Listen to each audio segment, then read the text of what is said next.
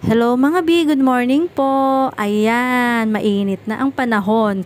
So kasi mga ilang days din ang nag-uulan dito sa Pampanga, 2 days ganun.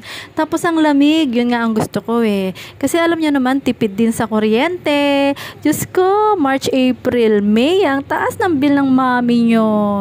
At tapos ito, naglakad nga pala kami at magluluto nga pala ako ng may sabaw na manok. Ayan, ang kanilang favorite, syempre, dapat laging may sabaw. Ang mga bata, ganun lang kasi ang gusto nila eh. And then, ito nga, nakapunta na ako sa suki ko, tindahan dito lang sa amin, malapit sa Talipapa.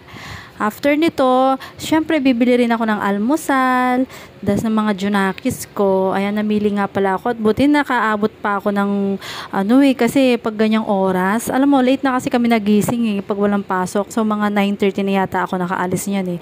So at least meron pa naman ako napili. Ayan, fresh pa din. Kasi around 10, ganon, wala na mga fresh. Pupunta ka pa ng palengke, medyo malayo. Ayan, nakabili na po pala kami ng palabok. Dito nga pala ako bumibili sa suki ko. Minsan doon sa kabila, kaya lang sarado.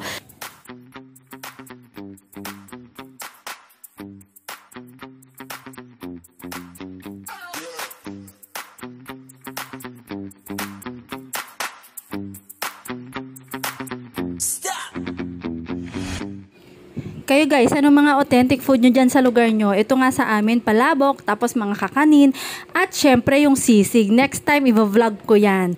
Okay guys, thank you for watching. God bless all.